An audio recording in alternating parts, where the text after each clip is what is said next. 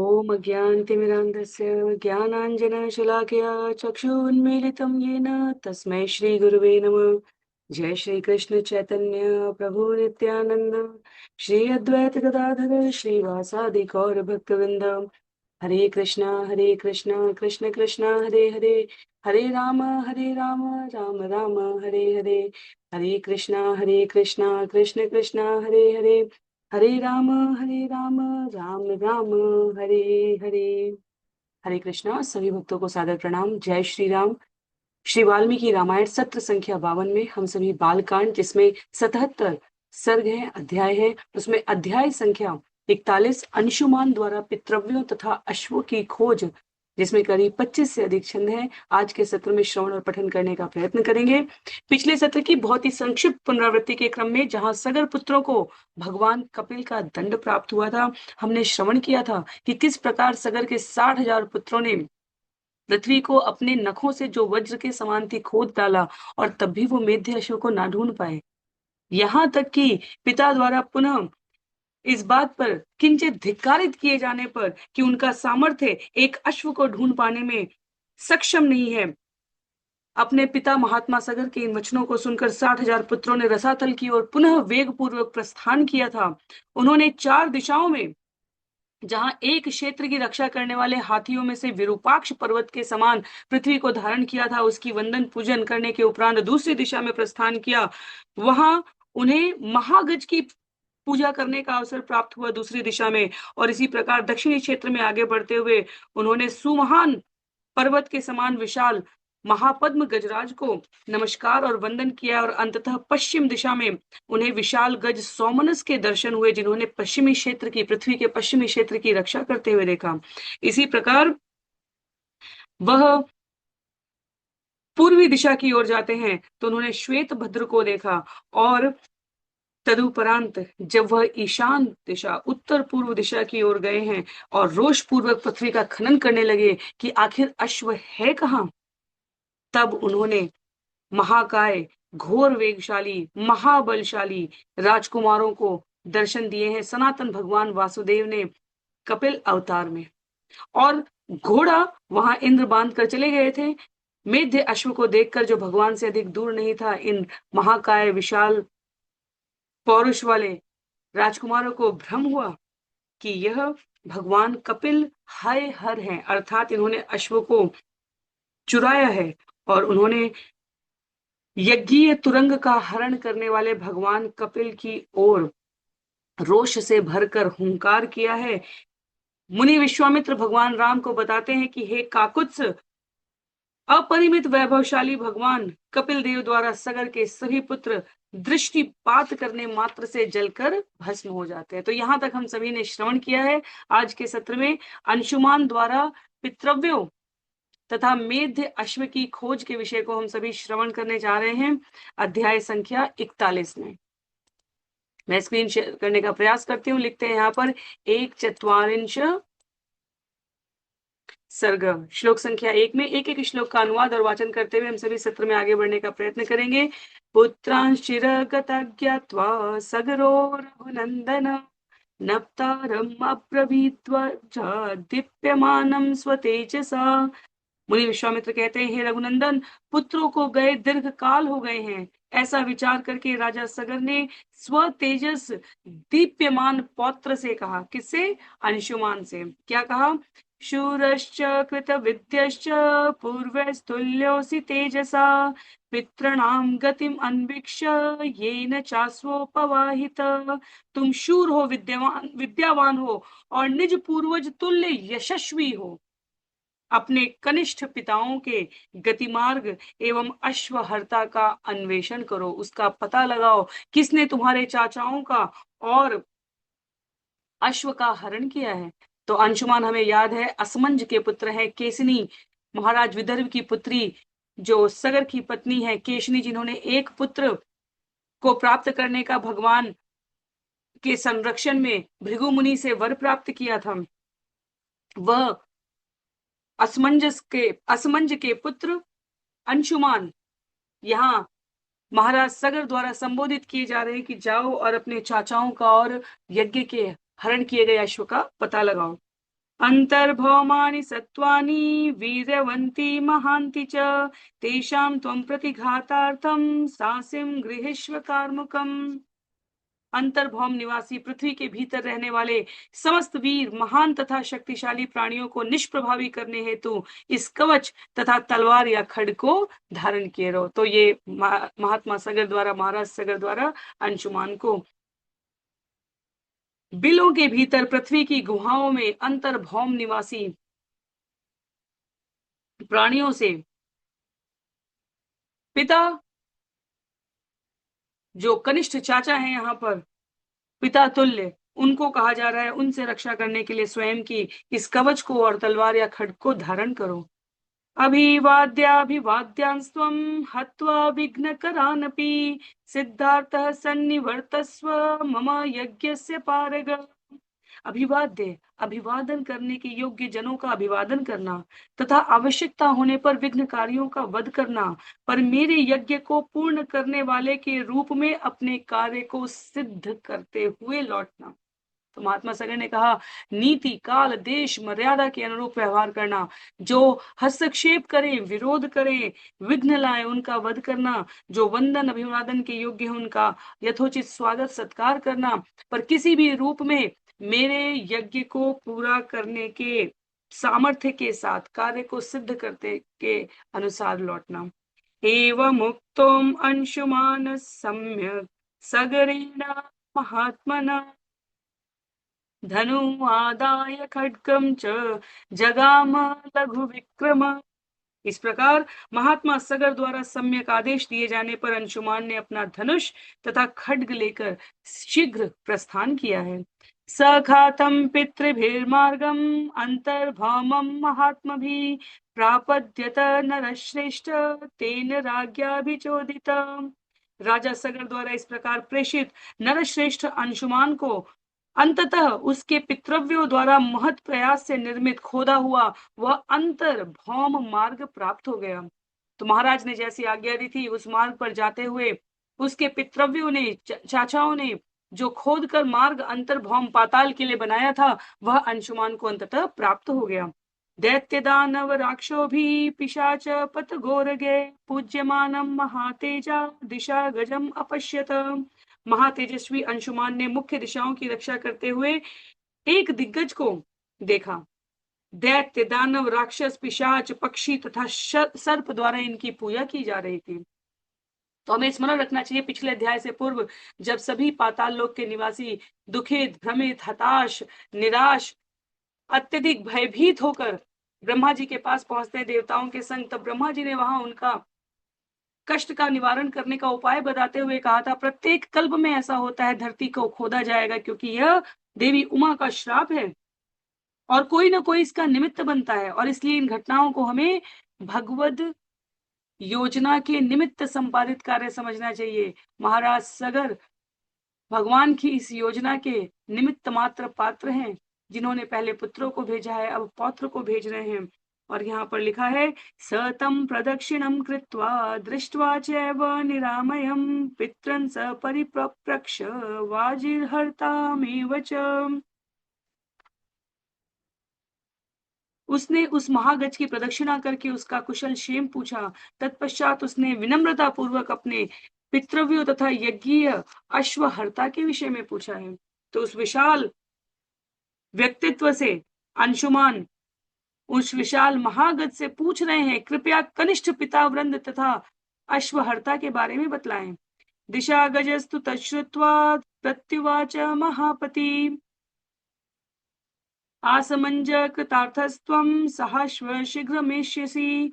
उनके वचनों को सुनकर एक दिशा की रक्षा करने वाले महामती दिशागज ने उत्तर दिया, हे आसमंज, हे असमंज के पुत्र, तुम शीघ्र ही अपना कार्य सिद्ध करके उस अश्व के साथ वापस लौटोगे। तस्य तद्वचनं श्रुत्वा सर्वानेव दिशागजान् यथाक्रमं यथा न्यायं प्रष्टुं समोपचक्रमे। दिशागज के उन वचनों को सुनकर दिशाओं की रक्षा करने वाले सभी दिग्गजों से यथाक्रम यथोचित भाव से इसी प्रश्न के उत्तर हेतु अंशुमान ने निवेदन किया। तो इस प्रकार एक गज से पूछा है, इसी प्रकार अन्य गजों से पूछा है, शेष दिग्गजों से भी वही प्रश्न करते हैं अंशुमान। और यहाँ छंद संख्या 11 में लिखा है तैश्च सर्वे दिशापाले वाक्यज्ञे वाक्य कोविदे पूजितः सह यश्चैव गन्तासीत्यभिचोदित। दूसरों के शब्दों के अर्थ को समझने में निपुण तथा वाक्य प्रयोग में कुशल उन सभी दिशापालक गजों द्वारा अंशुमान का सत्कार किया गया है। और सभी दिग्गजों ने उनसे कहा, तुम अश्व के साथ अपने पितामह के समीप शीघ्र जाओगे। तो दिशा रक्षकों को, गजों को वास्तव में ज्ञात था कि किन शब्दों का प्रयोग कब करना है। ये इसलिए मैंने कहा कि ये सब कुछ सुनिश्चित है, पहले से निश्चित है, और इसमें ये सभी पात्र मात्र निमित्त हैं। ये घटनाक्रम इसी प्रकार से सृष्टि के वर्धन में, सृष्टि के आरंभ में, सृष्टि के अंत तक संपादित होने के लिए भगवान की योजना में समाहित है। पात्र के रूप में जीव अपनी सीमित पर स्वतंत्र इच्छा शक्ति के साथ या तो भगवान की योजना में सहायक होता है या भगवान की योजना के विरोध में होता है। छंद संख्या 12 में तेषां तद्वचनं श्रुत्वा जगाम भस्म राशि कृता यत्र पितरस्तस्य सागर। उनके वचनों को सुनकर अंशुमान शीघ्रता से उस स्थान पर गए जहां उनके पितृव्य सगर पुत्रों की भस्म राशि पड़ी हुई थी, राख का ढेर पड़ा हुआ था। तो यदि हम सभी ने आज की विषयावली के इस चित्र पर ध्यान दिया होगा,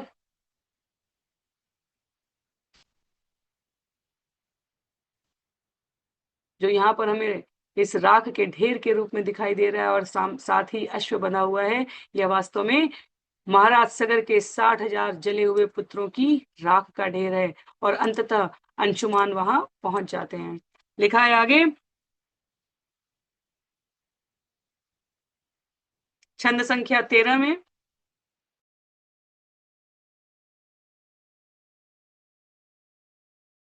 उधर ही पूछ लो।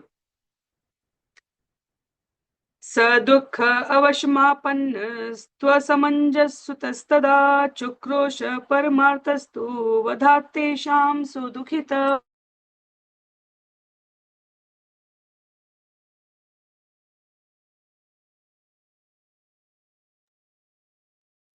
कहते हैं यहाँ पर असमंज पुत्र पहले से ही इस दुख में था कि उसे अपने पितृव्यों का दर्शन नहीं हुआ, और तिस पर उन्हें इस प्रकार मृत्यु को प्राप्त देखकर उसे अत्यधिक दुख हुआ। शोक के वशीभूत होकर वह परम आर्त भाव से वहीं पर विलाप करने लगा। सुदुखित, वह रोने लगा शोकान्वित होकर। यज्ञेयं च हयं तत्र चरन्तम् अविदूरतम् ददर्श पुरुष व्याघ्रो दुख शोक समन्वित। इस प्रकार दुख शोक समन्वित विलाप करते हुए उस पुरुष व्याघ्र अंशुमान ने मेध्य अश्व को वहीं कुछ ही दूरी पर विचरण करते हुए देखा। स तेषां राजपुत्राणां कर्तुकामो जलक्रियां सलिलार्थी महातेजा न चापश्य जलाशयम्। अंशुमान इस प्रकार वहां उन राजकुमारों का तर्पण करना चाहते थे। जल क्रिया तर्पण देने की इच्छा से उन्होंने जल की इच्छा की, पर वहां न चापश्य जलाशयम, वहां उन्हें किसी जलाशय का दर्शन नहीं हुआ। विसार्य निपुणाम दृष्टि ततो अपश्यत्य खगाधिकम पितॄणां मातुलम राम सुपर्णम अनिलोपमम। दृष्टि फैलाकर देखने पर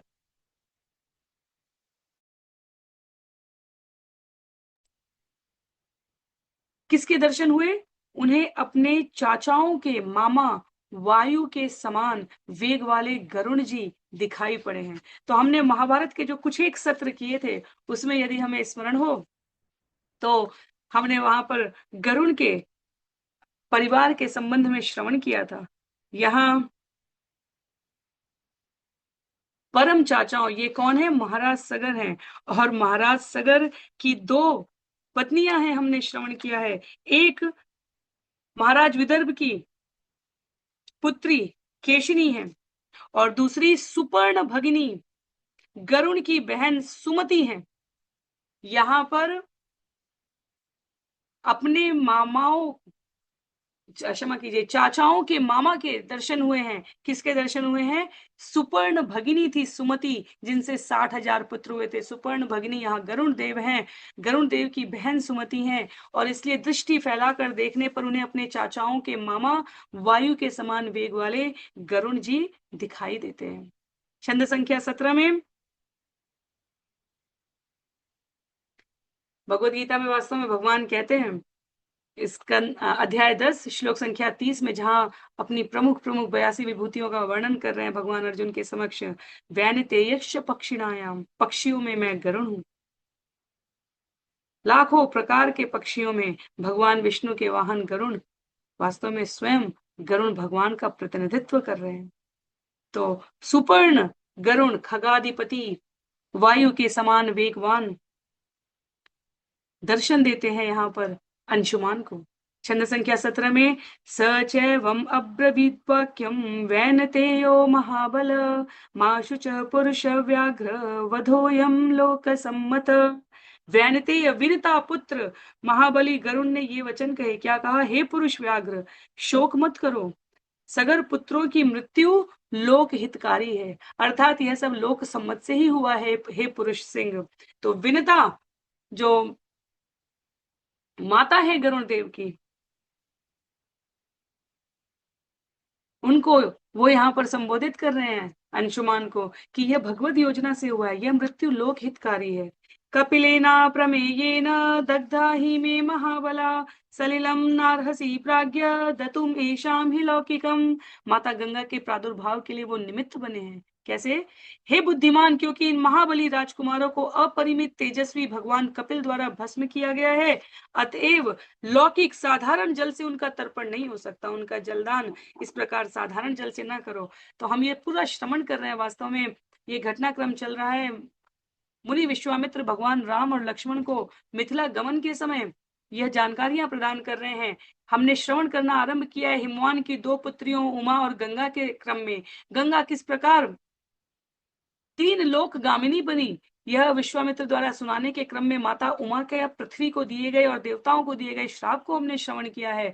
अब गंगा धरा धाम पर आने वाली हैं, और इसके लिए ये निमित्त हुआ है महाराज सगर के इन 60,000 पुत्रों का भस्म होने का घटनाक्रम। इसलिए यहाँ पर गरुण स्वयं भगवान का प्रतिनिधित्व करने वाले प्रकट होकर कहते हैं, ये भगवान कपिल के द्वारा भस्म किए गए हैं, इनका साधारण जल से तर्पण नहीं हो सकता। तो उनको यहाँ कोई जलाशय नहीं दिखा, यह योजनाबद्ध है। कहते हैं गंगा हिमवतो ज्येष्ठा दुहिता पुरुषर्षभ तस्याम कुरु महाबाहो पितृणाम तु जलक्रियाम। हे पुरुषर्षभ, गंगा हिमवान की ज्येष्ठ पुत्री है। हे महाबाहो, गंगा में अपने कनिष्ठ पिताओं का अंतिम संस्कार जलक क्रिया करो, तर्पण करो। भस्म राशि कृतानेतान् प्लावयेल्लोक पावनी तया क्लिन्नम इदं भस्म गंगया लोक कांतया षष्टिम पुत्र सहस्राणि स्वर्गलोकम नहिष्यति।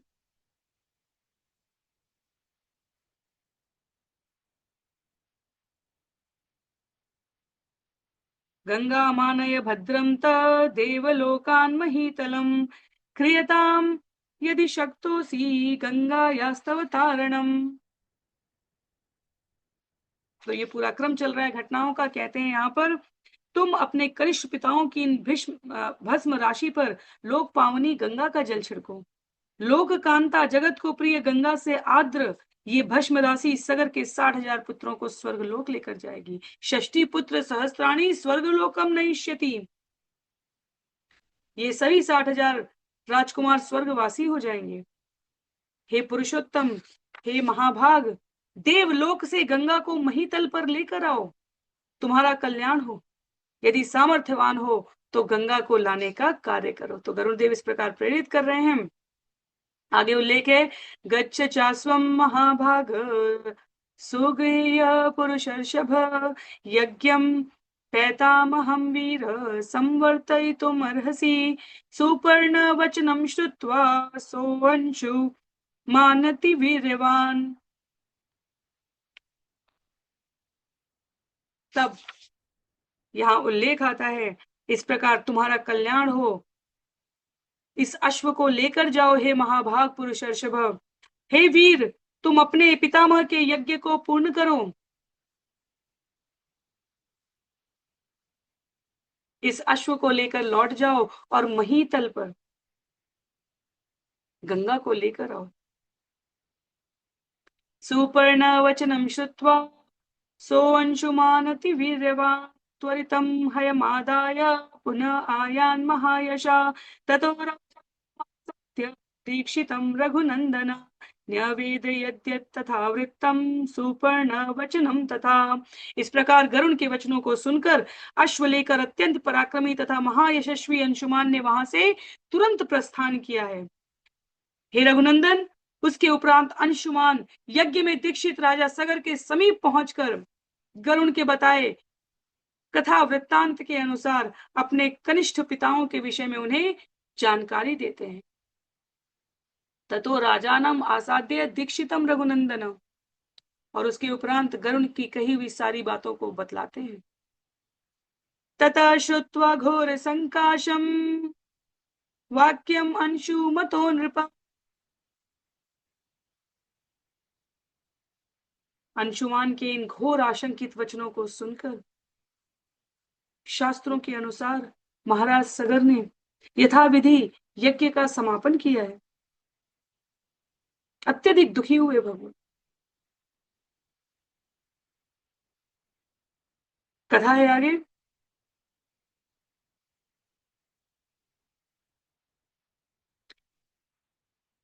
यज्ञं निर्वर्तयामास यथा कल्पं यथा विधि स्वपुरं चागमक्षीमानष्टो यज्ञो महीपति गंगायाश्चागमे राजा निश्चयं नाद्यगक्षत।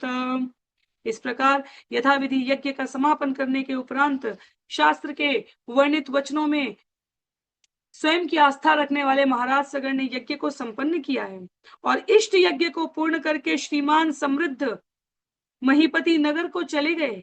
किंतु राजा को पृथ्वी पर बहुत सोचने पर भी गंगा को लाने का कोई उपाय नहीं समझ में आया। अगत्वा निश्चयं राजा कालेन महता महान 30 वर्ष सहस्राणि राज्यं कृत्वा दिवं गता। गंगा को पृथ्वी पर लाने के उपाय की खोज किए बिना उस महान राजा ने 30,000 वर्षों तक राज्य किया तथा दीर्घ काल पश्चात वे स्वयं स्वर्ग को गमन कर गए। तो अध्याय 41 यहाँ पर सर्ग 41 समाप्त हो रहा है। अध्याय 42 में हम सभी श्रवण करने का प्रयत्न करेंगे गंगा अवतरण हेतु भगीरथ के तप के बारे में। तो बहुत ही सुंदर अध्याय है, करीब 26 छंद है इसमें। हम सभी अगले सत्र में क्रमबद्ध तरीके से एक एक श्लोक का वाचन और श्रवण करते हुए आगे बढ़ेंगे। यहाँ कुछ एक अध्यायों में गंगा अवतरण की है सुंदर कथा वाल्मीकि रामायण में भगवान राम और लक्ष्मण को मुनि विश्वामित्र द्वारा प्रस्तुत कराई जा रही है, जिससे भगवान श्री राम को अपने पूर्वजों के इस इतिहास का भी श्रवण करने का अवसर मिल रहा है और उनके माध्यम से हम सभी इस दुर्लभ वृत्तांत को श्रवण कर पा रहे हैं। आज के लिए सत्र को यहीं पर समाप्त करते हैं। श्री वाल्मीकि रामायण की जय, श्रील प्रभुपाद की जय, श्रील गुरुदेव की जय, अनंत कोटि वैष्णव वृंद की जय, नामाचार्य श्रील हरिदास ठाकुर की जय। हरे कृष्णा। सभी को बहुत बहुत आभार। जय श्री राम।